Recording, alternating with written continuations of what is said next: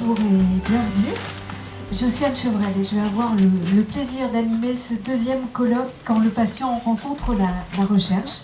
C'est une opportunité pour les malades et leurs associations d'entendre et de comprendre et aussi de se faire entendre des chercheurs. C'est une rencontre qui, pour la deuxième fois, est organisée par les laboratoires d'excellence, les LabEx lyonnais, Dev WeCan et Prime. Alors vous le savez, j'imagine que vous le ressentez aussi, des rencontres comme celle-ci, elles sont très rares. Elles sont très rares, pourtant, chacun d'entre nous connaît ou a connu dans sa vie ou dans son entourage des personnes qui souffrent du cancer. C'est malheureusement une réalité que chacun de nous peut ressentir au quotidien. Et puis pour le traitement de ces maladies, on le sait aussi, la recherche fait des avancées essentielles. Elle fait naître de très grands espoirs chez les patients, chez les malades, par exemple en mettant au point des techniques de diagnostic plus précoces, ou alors en développant des thérapies innovantes, ou plus généralement en améliorant la qualité de vie des malades. Donc des malades qui ont des espoirs et une recherche qui fait tout pour que justement ces espoirs ne soient pas vains. Et pourtant, ces deux mondes, celui des patients et celui de la recherche, ont du mal à se parler. Nous allons aujourd'hui essayer de leur permettre de communiquer, d'échanger, de s'interpeller, de se questionner. Nous allons essayer de le faire dans un esprit de dialogue et de compréhension mutuelle. C'est un vaste programme, on n'en viendra pas à vous aujourd'hui. Mais comme nous avons beaucoup de choses à faire cet après-midi, je vais sans plus attendre inviter Céline Faury-Gauthier, qui est conseillère municipale déléguée aux hôpitaux, à la prévention et à la santé, à venir ouvrir nos travaux. Je vous en prie, madame. Bienvenue à tous dans ce beau musée des confluences. Je vais commencer par remercier les organisateurs de m'avoir invité pour vous accueillir ici au nom du maire de Lyon. Remercier donc les laboratoires Dev WeCan et Prime ou Prime, je ne sais plus très bien comment on le dit. Moi je dirais Prime, puisqu'il faut parler français. Et puis bien évidemment l'association que nous connaissons bien aussi à Lyon, l'association Europa Donna, qui fait un travail formidable de prévention contre le cancer et d'accompagnement aussi des personnes qui souffrent du cancer. Alors merci d'être venus. Alors, je ne sais pas si vous êtes tous là, parce que c'est vrai que vous entendez tout le monde, mais bienvenue pour ceux qui ne sont pas lyonnais.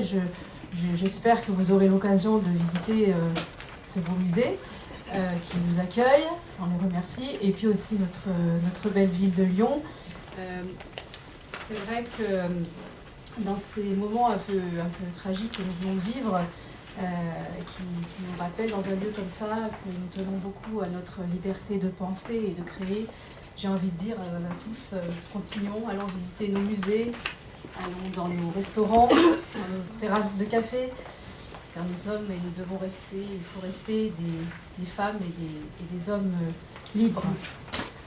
Alors je vais commencer par m'excuser parce que il se trouve que je suis membre de la conférence régionale de la santé et autonomie et qui démarre à 14h à la Part-Dieu. Donc vous voyez, je suis déjà bien en retard, mais donc je vais m'excuser, je ne serai pas avec vous pour vos travaux. Quand le patient rencontre la recherche, alors c'est une belle idée de rencontre. J'avoue que quand j'ai rencontré les organisateurs, j'ignorais totalement qu'avait existé cette première édition. Et pour moi, c'est vrai qu'on imagine assez dans notre inconscient collectif le chercheur avec ses tubes à essai, et puis très loin, effectivement, le patient, lui, qui va prendre son traitement, et au milieu, bien sûr, l'ensemble des professionnels de santé qui l'accompagnent.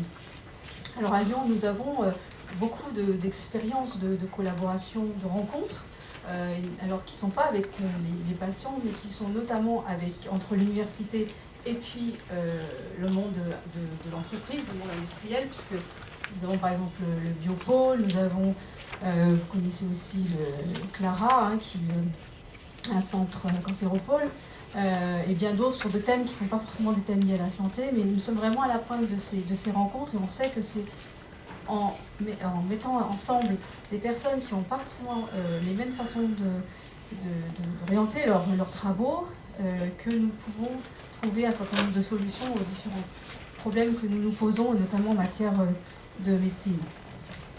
Alors, associer par contre effectivement les patients, les usagers, les bénéficiaires, de toutes ces innovations. Alors il fallait le faire, c'est osé.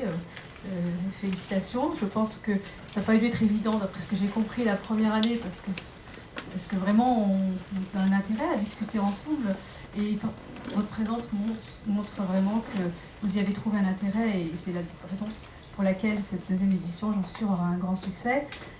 Alors oui, il est important que se rencontrent et ceux qui cherchent et qui proposent et ceux qui sont aussi ce qu'on va appeler des utilisateurs de tout cela. Je dis ça dans un tout autre domaine. J'ai vécu sans doute comme certains d'entre vous de grands moments de solitude quand vous vous retrouvez avec un logiciel qui se veut être un logiciel de base mais qui en réalité a été inventé par un informaticien qui n'a pas forcément compris quel était l'utilisateur de base. Donc c'est important qu'on se rencontre pour se comprendre et adapter aussi nos pratiques. Alors là, ce qui nous réunit, c'est effectivement la maladie, le cancer.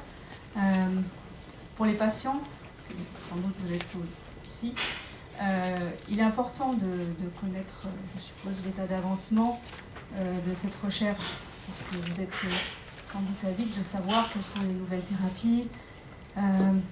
Osez aussi interroger, je pense que ces lieux le permettent, il n'y en a pas tant que ça, sur ce qu'on peut entendre ici ou là à la radio, à la télévision, sur des choses j'ai entendu par exemple il n'y a pas très longtemps que Google allait inventer un bracelet. Enfin, je pense qu'on a plein d'interrogations quand on entend tous ces médias et qui semblent que certaines choses avancent. On a besoin d'avoir les personnes qui effectivement sont les vrais chercheurs dans le domaine pour savoir ce qu'il en est réellement et ces rencontres le permettent. Alors, besoin également de savoir quelles sont les avancées en matière de prévention et de diagnostic précoce. Et puis, donc là, c'est le côté patient, puis il y a le côté, évidemment, des chercheurs. Je ne vais pas parler à leur place, je suppose que s'ils sont là, ils en voient tout l'intérêt. Mais je pense que, il me semble, en tout cas, que comme ces maladies sont très souvent longues, finalement, les patients deviennent pratiquement des experts, d'une certaine manière, de cette maladie, des connaisseurs. Ils apportent un peu leur propre expertise. Et je dis ça parce que j'ai en mémoire une amie qui, hélas, a perdu son fils et qu'elle a accompagné pendant 6 ans. Et qui me disait que vraiment, elle était 24 sur 24 avec lui, bien sûr. Et elle était en mesure d'expliquer aux médecins, d'expliquer à tous ceux qui étaient autour de son fils pour ses traitements, comment il supportait, comment ça se passait, ce qui se passait bien, ce qui se passait mal, comment elle pensait qu'on pouvait faire différemment. Et je crois que les uns comme les autres ont progressé ensemble.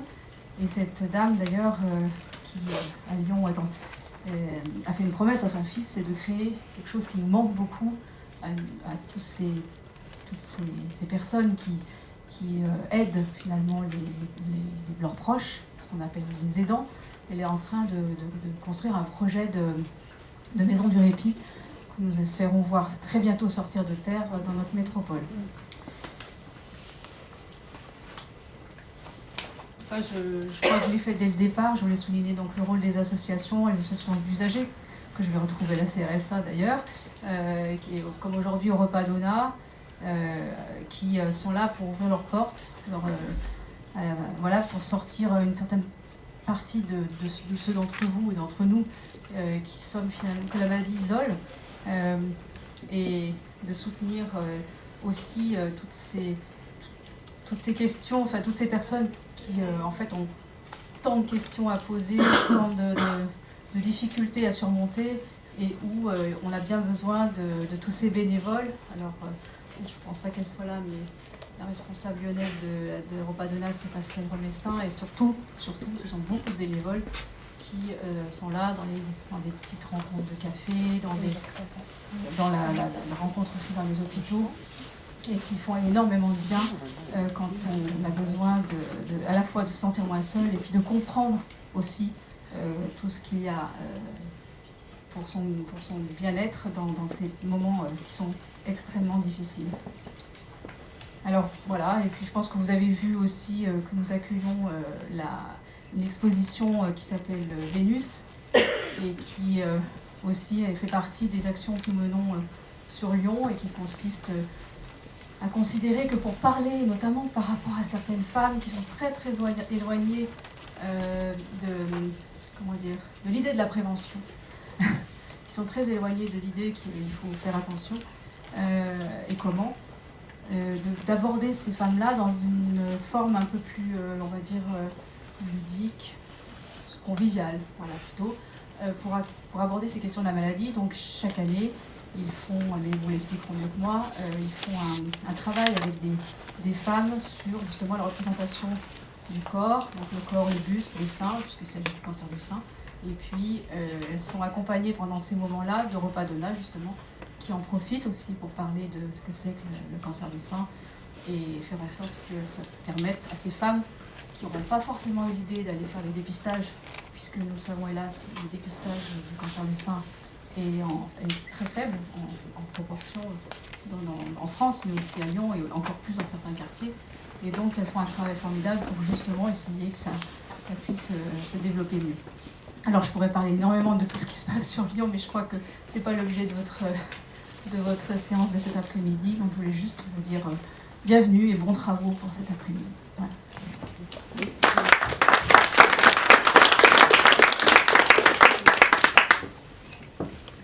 Merci beaucoup Céline Faury-Gauthier. Et vous l'avez dit, donc cet après-midi, nous sommes nombreux dans cette salle, des patients qui sont là aussi pour améliorer leur expertise d'usage, parce que effectivement vous êtes aussi experts, vous le devenez, des associations qui les soutiennent, des actions pour permettre ce soutien et des chercheurs qui sont là pour répondre aux questions. Alors ce contexte particulier, Béatrice Gaillet, donc pardon. Rayel va nous le présenter maintenant, un contexte, donc, et vous allez prendre la parole au nom du LABEX Prime, mais aussi d'Evocam, puisque Émilie, qui devait être avec nous, a été obligée de nous quitter pour quelques heures. Bonjour à tous, je vais être très brève, je voulais juste vous expliquer, parce que vous avez entendu parler de laboratoire d'excellence, donc peut-être que vous vous posiez la question, mais qu'est-ce que c'est? Donc en 2 dias, 2-3 dias, je voulais juste vous présenter justement quel est le contexte de cet événement. Donc les laboratoires d'excellence sont des projets qui sont financés dans le programme qu'on appelle les investissements d'avenir. Alors vraiment brièvement, en fait en 2010, le gouvernement de l'époque avait décidé d'investir massivement dans l'enseignement supérieur, la recherche, les PME, la formation professionnelle, l'industrie, etc. Et aussi en partie sur des thématiques d'avenir, donc le numérique, le développement durable ou encore les biotechnologies. Donc les laboratoires d'excellence sont en fait des programmes qui sont issus de ces investissements d'avenir.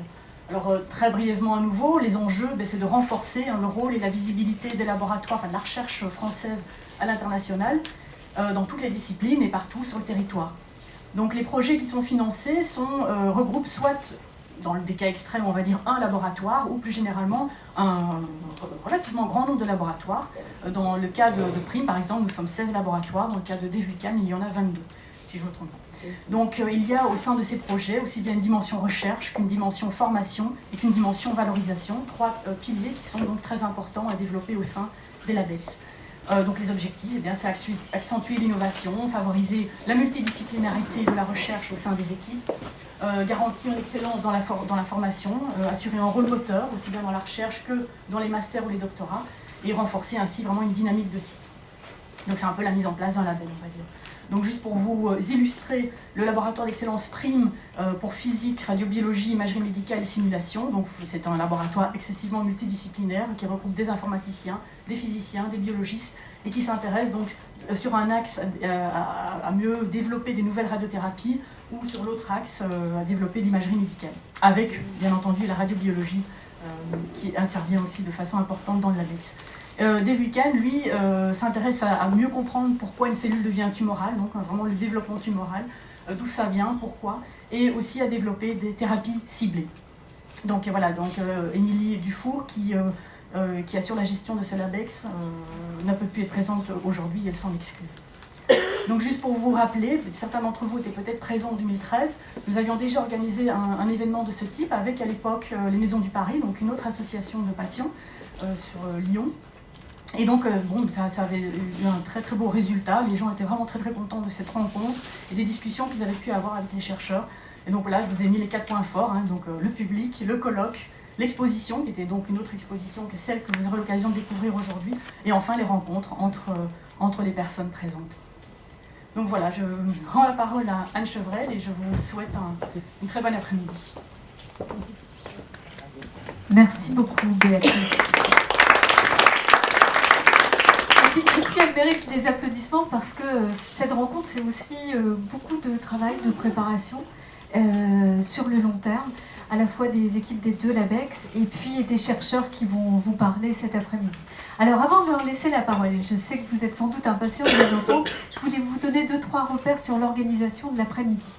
Nous allons organiser cet après-midi autour de 3 thèmes et de plusieurs temps d'échange. Dans quelques instants, nous allons suivre les présentations de David Cox du CRCL et de Behzad Shariat du LIRIS. Ils vont aborder pour nous les questions de prévention et de détection à travers 2 axes de recherche, le génotypage et la prise en compte du mouvement des organes en imagerie médicale. Ce sera notre premier thème, celui donc de la prévention et de la détection. Ce sont ensuite Stéphane Depille du CLB et Claire Rodriguez-Lafras du LRCM, et ensuite je fais attention à tout prononcer, qui vont nous parler de thérapies ciblées et innovantes, en balayant d'une part les pistes de recherche développées ici à Lyon et en nous présentant l'utilisation des nanoparticules en radiothérapie. Et ce sera donc le deuxième thème de l'après-midi, celui des thérapies ciblées et innovantes. Après ces présentations, eh bien, ils reviendront sur scène ensemble pour répondre à vos questions, pour échanger avec vous, pour discuter. Alors, nous sommes nombreux, nous vous proposons donc 2 modalités d'interaction avec les chercheurs. Évidemment, si vous souhaitez poser vos questions à l'oral, c'est tout simple, vous me faites signe, j'arrive avec le micro et vous posez votre question. Mais vous allez aussi pouvoir les interroger par écrit. Dans le dossier du participant qui vous a été remis, vous avez des petites fiches, des éléments sur le carnet. Ah oui, et il y en a ici. Donc là, il y a des petites fiches à faire circuler, boîte à questions, qui vont circuler. Et donc, n'hésitez pas à prendre des notes pendant les exposés. Je vous avoue que je suis une parfaite béotienne. Donc, je me rends compte que souvent, pendant les exposés, il me vient des questions. Puis, au moment d'avoir des interactions avec les chercheurs, j'ai oublié ma question. Donc, n'hésitez pas, prenez des notes. Faites-moi passer vos petits messages, vos questions, et je me ferai à ce moment-là votre porte-parole pour interroger les chercheurs. Donc, 2 modalités d'intervention, de questionnement, soit vous levez la main, je vous passe le micro, soit vous posez vos questions par écrit, et là je suis votre porte-parole. Ce sera ce temps d'échange juste avant une courte pause, à peu près vers 16h, et puis nous entamerons la deuxième partie de notre après-midi, après cette courte pause, avec une session qui sera cette fois-ci consacrée aux soins de support, avec Patricia Attigui, de l'Université de Lyon 2 et Dominique Thierry de Juris Santé. Elles nous parleront l'une et l'autre d'une part de l'art comme objet thérapeutique et puis de l'accompagnement du retour au travail après un cancer. Et après leurs interventions, vous pourrez également les questionner et par écrit et à l'oral. Ceci devrait nous amener jusqu'à 17h et c'est Béatrice qui conclura nos travaux avant que vous ayez un temps pour découvrir l'exposition, donc le projet Vénus à l'extérieur. On vous en reparlera à la fin de cet après-midi. Voilà le programme.